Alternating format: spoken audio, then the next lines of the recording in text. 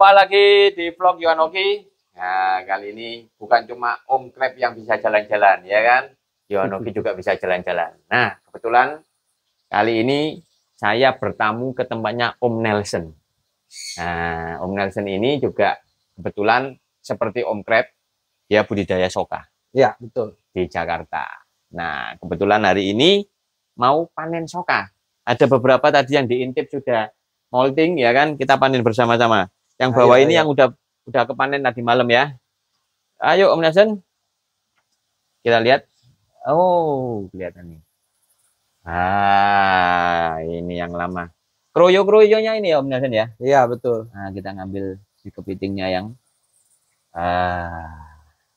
Om Nelson coba bisa cek yang lain-lain barangkali. Nah, nih. Kelihatan ya. Oh, ini ada juga nih, Om. Ada juga ya. Coba Om Nelson.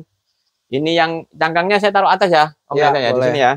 Ini yang hasil moltingannya, wah sangat lembut sekali. Lembut sekali. Ya. Sangat lembut sekali. Ya, coba Om Nelson. Ya, ini juga. Oh, ini juga kosong. Nih. Ini juga nih. Berarti ada yang molting. Ya, kebetulan memang sekalian Om Nelson juga sempat ikut pelatihannya dari saya, Om Nelson ya. Iya, betul, Om. Meskipun saya bukan budidaya soka, ya, tapi gimana Om Nelson kok berani? Ya, kok berani ikut pelatihan saya gimana? Ya. Kenapa Om Nelson? Awalnya pasti sebelum ikut pelatihan Om Yohan, saya tanya juga soalnya sempat tanya ke Om Yohan gitu loh. Om, ini kan saya mainnya soka, pasti kan agak berbeda dengan pengemukan. Ya, saya biasa di Surabaya penggemukan, betul. Ya, makanya saya tanya, oh bisa gak? Cuman kata Om Yohan, ayolah boleh dicoba gitu kan. Dan ternyata ya hasilnya bisa gitu. Hasilnya menggembirakan buat Om Nelson atau sama aja? Mengembirakan sih. Harus jujur loh Om, harus jujur loh ya. Mengembirakan sih. Ya, jadi kalau molting baik itu ini ada jeli-jelinya macam gini ya Om Nelson ya? Iya, betul. Kelihatan ya? Betul. Di cangkang lamanya kalian jeli-jelinya banyak sekali. Kalau jeli-jelinya banyak gini, nah ini cangkang lamanya, cangkang barunya. Agak besar juga ya. Besar ya, karena awalnya besar Om. Awalnya juga besar ya? Ya. Lumayan. Sudah dapat berapa Om Nelson? Sudah. Hitung ini. Tadi ada 1, 2, 3, 4, 5, 6, 7, 8, 9, 11 ya. 11 ya. Total ini 11 ya. Iya. Kalau 11 gini biasanya kalau udah jadi soka gini berapa kilo Om? Tergantung, cuman kurang lebih ada sekiloan lah. Sekiloan ya? Sekiloan. Nah, ini nanti ditiriskan dulu sebelum masuk plastik atau gimana? Ya, nanti kita boleh kasih lihat. Ini ditiriskan dulu, biasa direndam selama kurang lebih 30 menit. Air tawar tapi ya? Air tawar. Lalu nanti kita masukin plastik, baru masukin freezer. Oke, sambil ngobrol-ngobrol ya, kita pause dulu videonya, kita ambil angle-nya. Nanti mau masuk ke plastik dan ke freezer ya Om? Boleh. Sambil ngobrol lagi. Ya. Oke, jadi setelah direndam 30 menit ya Om, ya, dengan air tawar ya. Betul. Nah, kita sekarang melakukan dengan dipacking pakai plastik yang 15 kali 20 mungkin ya, ini ya. Kurang lebih. Coba Om dicontohkan saya yang besar ini coba Om, kebetulan ya. Mantap nih. Waduh. Nah, ini jadi kita tiriskan, tadi sudah direndam air tawar ya, 30 menit. Kita tirisin dulu nih. Nah, jadi kalau di saya itu kan kita ada klasifikasinya no glaze dan glaze ya. Nah, itu adalah perbedaannya. Kalau no glaze itu jadi benar-benar kita tirisin, masukin plastik, langsung masuk freezer. Gitu loh. Jadi makanya kadar airnya sedikit ya berarti. Kadar airnya sedikit. Beda, makanya kalau ada orang yang jualan itu dengan glaze, ya kita nggak tahu tuh ukuran sebenarnya berapa kepitingnya gitu. Berarti airnya lebih banyak. Airnya lebih banyak. Berarti gitu nambah lebih berat berarti ya. Betul. Jadi kan makanya kalau di saya itu saya selalu mainnya no glaze gitu loh. No glaze ya. Ya, jadi buat supplier distributor itu kan biar tahu lah gitu loh bahwa. Jadi 1 kilo itu rata-rata ya itu berat kepitingnya. Betul. Ya paling tambah plastik sedikit lah ya. Nggak ini gitu loh. Kalau yang lain kan pakai pakai di dalam plastik itu masih dikasih air ya? Baru masukin. Jadi beratnya kan nggak jelas itu berapa. Ini perlu diedukasi juga untuk konsumen yang beli soka ya. Ya. Ini saking lunaknya Om, sampai capitnya tembus pandang, mirip udang ya Om ya. Ya, betul. Ya, kayak udang ya. Iya, udang. Cuman ini kulitnya lebih lembut daripada udang, Om. Iya, Ya, iya. lebih lembut. Benar-benar bisa dimakan semuanya ini ya. Nah, itu. Wah. Makanya kan kalau ada teman saya bilang kalau kita beli kepiting soka itu ya beli sekilo, kita makan sekilo gitu kan. Iya, benar-benar. Kalau udang pun tetap ada yang dibuang ya, seperti kepalanya ya. betul, kepalanya, kulitnya gitu kan. Mantap ini. Jadi airnya ditiriskan. Ya, tirisin langsung masuk. Hidup-hidup begini ya, Om ya? Hidup-hidup. Dalam kondisi hidup-hidup masuk ke freezer ya? Nah, ditirisin. Nah, dan ini bersih ya? Maksudnya saya ngelihat di airnya itu lebih bersih daripada, ya mohon maaf ya, saya kalau kelihatan soka itu kadang-kadang kalau makan di restoran tuh kadang-kadang kayak ada pasir-pasirnya apa sedikit. Nah, itu mungkin ya, dia soka yang di alam ya, di alam mungkin di alam ya. Itu di alam karena kita juga di vertical crab house kan. Ya, ini di vertical box ini kan ya. Di vertical crab house, jadi ya bersih. Airnya benar-benar difiltrasi ya kan. Omar juga pernah bikin video itu kan ya. Iya, benar-benar. Jadi kulit cangkangnya itu dia punya insangnya itu pun bersih dibanding putih bersih ya. Putih bersih gitu loh. Makanya kalau di alam itu agak ada kecampur lumpur-lumpur biasanya ya. Pastilah. Makanya ada yang bilang soka itu ada yang bau, ada yang apa ya, jelas. Gara-gara di alam itu ya. Betul. Kalau saya sih nggak ada bau sini. Iya. Tapi ditiriskan dulu begini, nah, baru masuk ke plastik, terus diisolasi begitu ya, Om ya? Nah, ini kan kita timbang nih. Totalnya berapa ini, Om? Nanti kita timbang. Nah, kita timbang coba ya. Coba ya. Dari 11 ini ya. Nggak tahu di kamera kelihatan nggak ya? Nggak kelihatan. Nggak, maksudnya kelihatan semuanya. Oh, ini coba. Ya. Nah, ini 4 on lebih. 4 on lebih. Ya, ini 3 on tambah ini. Jadi 4 on. Berarti sekitar 800-900 gram yang panenan ini ya. Kurang lebih ya. Ya, 800-an gram. 800-an gram. Gitu. Tapi biasanya tiap hari panen ini, udah masa periode panen ini ya? Lagi masa periode panen. Kemarin panen, kemarin lusa, hari ini panen. Nah, itu panenan yang dari hasil pelatihan dengan saya atau belum? Yang Om Yohan udah baru yang Om Yohan punya. Efeknya memang kerasa ya? Iya, jadi kan memang dulu adalah problem saya adalah di kematian tuh. Tingkat kematian yang agak tinggi ya? Ya, tingkat kematian tinggi dan kita nggak tahu alasannya kenapa gitu loh. Dulu juga sebelum pelatihan Om Yohan kita juga pernah berhasil, tapi berhasilnya itu pun juga nggak tahu kenapa kan gitu. Kita kan harus tahu berhasil kenapa, gagal kan kenapa gitu. Nah, kalau sama Om Yohan ini lebih jelas ya. Gitu. Dan kemarin saya sempat setelah dari RAS Aquaculture langsung saya kasih pengumuman di grup. Infonya, ada yang di-adjust Om Nelson udah terima juga itu ya. Langsung terima. Kita praktekkan. Nah, ayo kita habis ini kita masukin ke mana? Freezer. Masukin ke freezer sini ya. Iya. Nah, saya bukain ya. Mungkin kameranya saya ambil dulu. Lihatin. Ini hasil panenan sejak periode bibit ini atau bagaimana, Om? Ini ada yang dari kemarin juga sih. Yang dari kemarin yang sebelah mana? Yang ini mungkin? Oh, enggak, ini nih. Oh, ada yang plastik merah ini ya? Iya. Kalau yang ini, yang sebelah sini baru.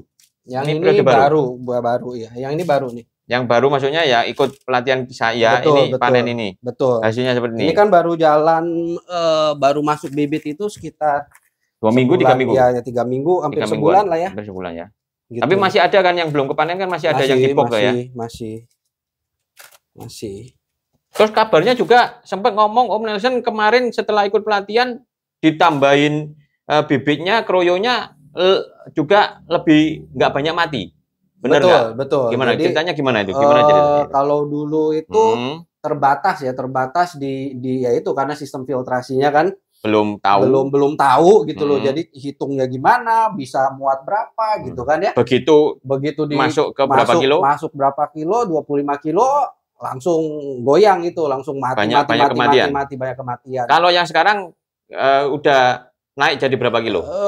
Terakhir hitung-hitung itu kemarin hampir 500 kepiting lah. Berarti 40 sampai 50 kilo ya? Betul. Atau 45 sampai 50 lah ya? 45 sampai 50. Dan aman ya? Aman, puji Tuhan aman, masih ya? Aman sekarang. Puji Tuhan masih diberikan aman. Waduh, hancur dong.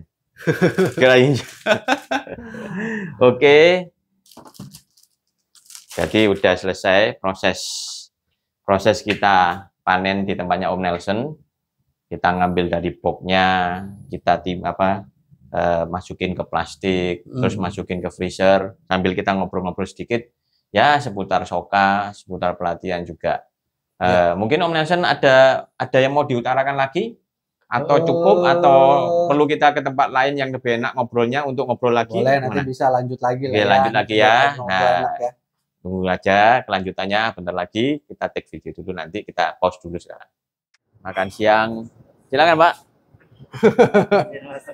Ya, nggak apa-apa. Thank you. Promosi. Nanti mau di shoot juga di depan.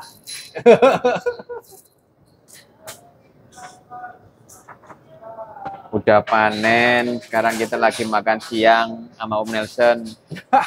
Ya kan?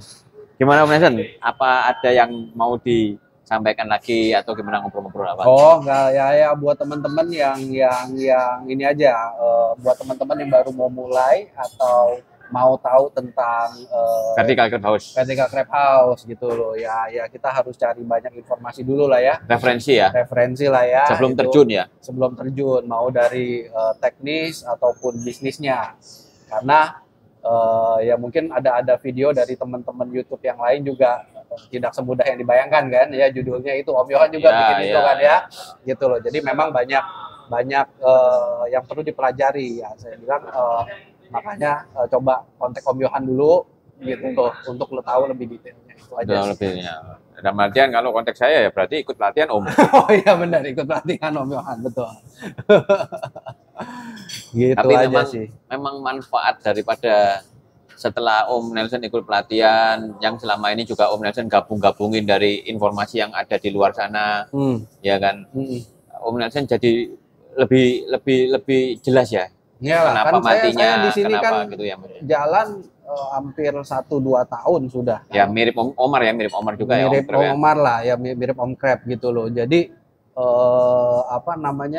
ya mungkin banyak dari segi operasional, dari apa itu banyak sekali yang perlu dipelajari gitu loh. Jadi ya seperti itu sih. Dan tadi sempat juga kita ngobrol-ngobrol di mobil waktu perjalanan ke sini. Ya intinya Om Nelson sih punya cita-cita 1 bulan bisa sampai berapa produksi sokanya? 300 kiloan ya ada ya. 300 kilo. Pinginnya seperti itu ya. Maunya dari awal 1 ton maunya gitu. Dari cuman awal ya kita lihat lah ya. Tapi bertahap gitu ya. Loh. Cuman ya target tapi kalau yang sekarang ini kisaran masih antara 40, 50, 60 kilo ya per bulannya ya. Kurang lebih per bulan seperti itu. Ya. Ya, silakan. Ya, kita santai aja kok, ngobrol-ngobrol santai ya. Ini apa, Mbak? Ini wonton soup. Oh, wonton soup. Ya, seperti itu. Ya. Jadi sekarang posisi masih di 40, 50, 60 kilo per bulan untuk sokanya. Iya, betul. Dan itu sudah ada yang ngambil ya, Om. Jadi nggak kesulitan jual apa-apa sementara ini. So far sih masih nggak masalah sih. Masih nggak masalah. Jadi nanti untuk cita-citanya kalau sampai ke 300 bahkan 1 ton, masih menurut Om Nelson masih pasar masih bisa serap ya? Karena kan itu juga harus sepadan. Betul, that's why makanya kan kita lihat bertahap. Saya belum ngalamin segitu kan, gitu loh. Nanti kalau saya udah ngalamin segitu ya kita lihat challenge-nya apa lagi. Challenge-nya apa lagi ya? Pasti ada challenge baru lagi ya. Iya. Kalau kita saya bicara, oh saya yakin nggak tahu juga ya. Karena saya juga kan baru bisnis kepiting ini baru mulai 2 tahun. Tapi kan kalau semacam 300 kilo masih oke lah kelihatannya ya. Ya harusnya masih. Karena pasar Jakarta ini juga kan ya nggak kecil kan lingkungannya, Jabodetabek juga harusnya ya. Cuma ya nanti kita lihat aja gitu loh. Kalau memang udah sampai segitu, apakah ada challenge dari pasar atau challenge dari yang lain, ya kan? Sebenarnya juga sama, challenge-nya juga saya bilang ke Omar juga di Surabaya. Ayo bagaimana caranya setiap rumah tangga itu bisa tahu tentang soka, bisa tahu tentang ngolah sokanya, sehingga minimal mereka kalau mau beli 1-2 kilo, kan kita udah ada angkutan online kan. Jadi nggak cuma makan soka di restoran lah ya. Betul, kan begitu juga. Ada menu variasi juga kan, ya kan nggak tiap hari juga makan ayam, ya, makan daging, ya kan. Seafoodnya juga kadang-kadang ya bisa dialihkan ke soka juga kan, seperti itu. Kalau udang kan masih ada kepalanya, masih ada kulitnya, kan begitu ya kan. Betul. Sampai sebenarnya saya nggak tahu kalau kepiting soka yang lain ya. Jadi ada teman saya juga dia punya anak umur 3 tahun 4 tahun, itu dia suka sekali sama soka itu, gitu loh, dan nggak kenapa-napa. Dimasak, tapi dimasak anu ya dia masak sendiri, dia goreng tepung lah apa segala macam ya, variasi dia lah ya. Tapi beli soka frozennya dari dari saya sedikit-sedikit, palingnya 1-2 kilo lah ya, 1-2 kilo, betul. Ibaratnya nitip beli lah ya. Kalau cara Surabaya nempil lah. Ya kan ya teman-teman ya pada ini ya udahlah gitu loh. Ya, tapi memang kalau dan nggak masalah, maksud saya kan ada yang kalau alergi itu ya tergantung orangnya. Tergantung orangnya ya, nggak semuanya juga alergi kan. Nggak semuanya juga alergi. Benar, gitu loh. Cuman so far oke sih. Dan jadi dia pernah makan soka itu ada yang bau. Oke. Itu loh. Nah itu kenapa Om? Menurut Om gimana? Menurut saya adalah ya itu karena dia di alam atau di alam. Gara-gara di alamnya itu ya. Ya di alam, dan handlingnya juga pada waktu ke distributor atau ke restoran kita nggak tahu kan. Oke. Gitu loh, perjalanan dari dia punya tambak tradisional ke sana gitu loh. Penyimpanannya juga kan nggak tahu. Nah, berhubung itu, menurut temennya Om itu kemarin udah beli 1-2 kilo. Nah, kalau ada teman-teman yang di Jakarta misalnya, pengen nyoba sokanya Om Nelson, mau beli 1-2 kilo apa dilayanin atau gimana? Bisa aja boleh ya. Pakai Grab aja, nanti pakai anu ya. Gojek bisa. Janjian hari apa kirimnya ya kan. Mungkin weekend waktu masa-masa ketemu keluarga, ada keluarga. Bisa aja kok. Dari daerah datang kan begitu ya ke Jakarta. Bisa ya? Bisa tuh ya kan.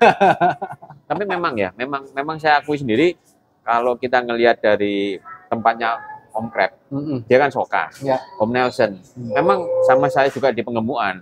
Memang airnya itu kita memang jaga ya, benar-benar bersih, yang lihat juga bersih ya. Otomatis nanti hasil produknya juga, tadi saya ikut nge-packing itu semua kelihatan ya. Bersih, kalau kita yang ngadepin tiap hari pasti tahu lah ya, kita punya dia punya cangkang yang tadi itu paru-parunya itu hitam gitu ya, ada kan lumpur-lumpurnya. Ya, dia itu kan paru-paru menyaring kotoran. Ya berarti kalau paru-parunya hitam berarti apa yang masuk? Karena dia kan dari alam juga sebenarnya. Nah, itu kan yang alam itu. Ini yang dari alam ya kita ngomong ya gitu loh ya. Seperti itu. Jadi kenapa kita punya kalau dibuka bersih ya karena memang dia hidup di air yang bersih. Bener, kadang saya Pengemuan juga kalau kepiting. Makanya Om Krep bilangnya apa? Soka premium juga kan? Ya, soka premium. Airnya itu juga yang bersih kan. Betul. Sama di Pengemukan saya juga seperti itu. Jadi kalau kepiting yang saya datangkan masuk itu biasanya 1-2 hari itu boxnya kotor sekali kayak dia keluarin itu ngeluarin kotoran dari alam itu mungkin lumpur-lumpurnya, jadi sangat berpasir begitu. Betul. Saya sampai heran itu pasir dari mana ya? Ternyata dari alam. Ini dari badannya dia. Dari keluarin. Di soka apakah sama juga seperti itu? Kalau masuk bibit 1-2 hari pertama juga agak keruh gitu ya di bolong boxnya ya. Betul. Berarti nah setelah itu karena sudah adaptasi dengan airnya kita dan kondisinya kita yang kita filtrasi tadi, udah hilang semua. Dia kan hidup lama di dalam situ kan. Ya udah.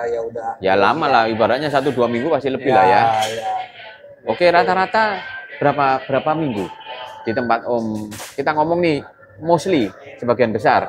Ya ada yang duluan, ada yang kita anggap sebulan ya. Sebulan lah ya. Sama di tempat Omar antara 17 sampai 30 hari katanya. Ya, kurang lebih sebulan lah. Nah, itu dimutilasi semua atau sisain capit?